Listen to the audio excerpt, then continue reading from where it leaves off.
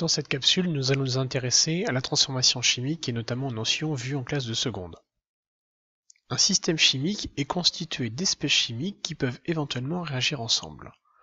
On décrira le système chimique de la manière suivante en précisant notamment la nature, c'est-à-dire le nom et la formule des espèces chimiques, leur état physique, S pour solide, L pour liquide, G pour gazeux ou encore AQ pour aqueux. Cela concerne les ions. On précisera également, quand cela est connu, la quantité de matière des espèces chimiques présentes. On précisera également sous forme de T majuscule et P majuscule la température et la pression du système.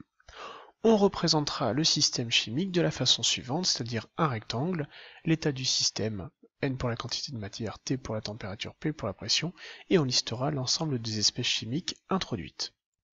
On parlera de transformation chimique lorsque la composition du système aura évolué au cours du temps, c'est-à-dire que l'état final sera différent de l'état initial.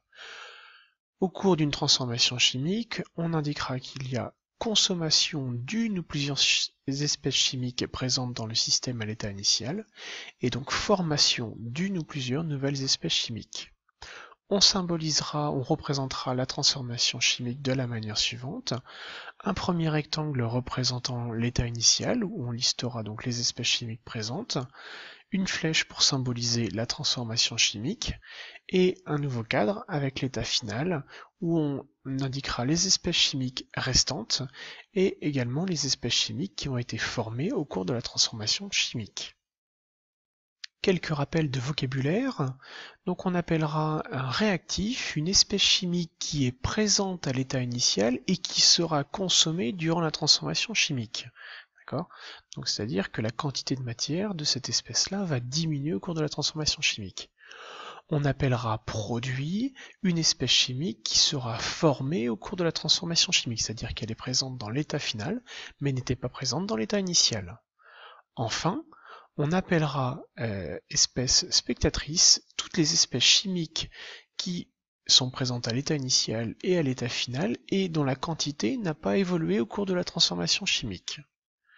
Enfin, l'état final de la transformation chimique est atteint lorsque l'un des réactifs a été entièrement consommé et on l'appelle le réactif limitant. Appliquons tout ceci à un exemple de précipité. Donc, dans un tube à essai qui contient une solution de sulfate de cuivre, donc avec des ions cuivre et des ions sulfate, on verse quelques gouttes d'hydroxyde de sodium constitué d'ions Na+, et d'ions HO-. Il se forme un précipité bleu de formule CuOH 2 fois. D'accord.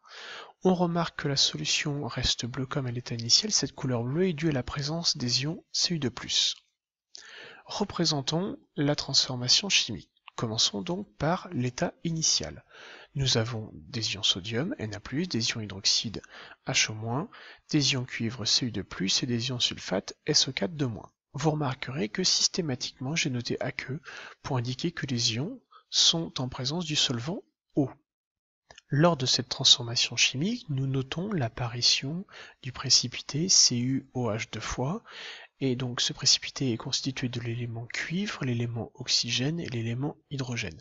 Ces éléments proviennent donc des ions Cu2+, et des ions hydroxyde. C'est ce que l'on va nommer les réactifs. D'accord ? Puisque la solution à l'état final est encore bleue, c'est qu'il y a encore des ions Cu2+ responsables de cette couleur. On en déduit donc que les ions hydroxyde sont les réactifs limitants. Donc dans l'état final, nous aurons toujours les ions sodium, il restera des ions cuivre, Cu2+, nous aurons également toujours les ions sulfate, et la nouvelle espèce chimique est l'hydroxyde de cuivre, noté CuOH 2 fois, et puisque c'est un précipité, c'est un solide. Donc petit s pour solide.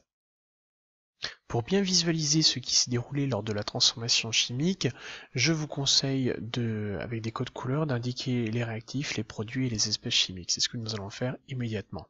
En bleu, nous allons indiquer les réactifs, donc ils sont présents dans l'état initial. Ici, ce sont les ions hydroxyde et les ions cuivre. Ensuite, par conséquent, les espèces spectatrices sont les ions sodium et sulfate que je représente en vert. Et enfin, les produits que l'on retrouve dans l'état final. Donc ici on a un seul produit qui est l'hydroxyde de cuivre. Passons maintenant à l'équation chimique.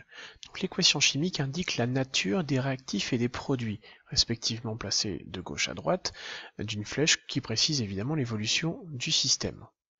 Les proportions des réactifs consommés et des produits formés sont données par les nombres stoichiométriques, et ceux-ci sont obtenus en appliquant la loi de conservation des éléments et de la charge électrique qu'on appelle équilibrer l'équation chimique.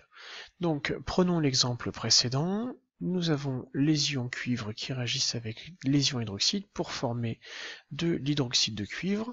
Donc ici nous avons un élément cuivre. Cependant nous avons deux éléments oxygène du côté des produits et deux éléments hydrogène, alors que du côté des réactifs, nous n'en avons qu'un seul. De plus, au niveau de la charge, on a deux charges positives et une charge négative. Il reste donc une charge positive, alors qu'ici tout est neutre. Nous allons donc rajouter un 2 devant les ions hydroxyde, ainsi nous avons deux éléments hydrogène, même chose côté produit, deux éléments oxygène, même chose du côté des produits, et en termes de charge électrique, deux charges positives, 2 fois une charge négative, donc 2, l'ensemble est neutre, même chose côté produit, l'équation chimique est équilibrée. Donc à gauche de la flèche nous avons les réactifs, et à droite nous avons les produits, ici un seul produit. Le coefficient stoichiométrique, donc ici, est le 2. Sous-entendu, quand il n'y a rien devant les espèces chimiques, cela signifie qu'il y a un 1. Donc, à partir de la lecture de l'équation chimique, on en déduit qu'il faut 2 fois plus d'ions hydroxyde que d'ions cuivre pour former un élément hydroxyde de cuivre. Donc, il faut 1 mol d'ion cuivre plus 2 moles d'ion hydroxyde pour former 1 mol de solide d'hydroxyde de cuivre, CuOH 2 fois. On remarque également que dans l'équation chimique ne figurent pas les espèces spectatrices, cependant elles sont bien présentes dans le système chimique. Voilà, j'espère que ces notions-là sont désormais claires et acquises pour vous. Je vous souhaite un bon quiz et n'hésitez pas à revisionner, à noter et à relire les définitions des différents mots de vocabulaire.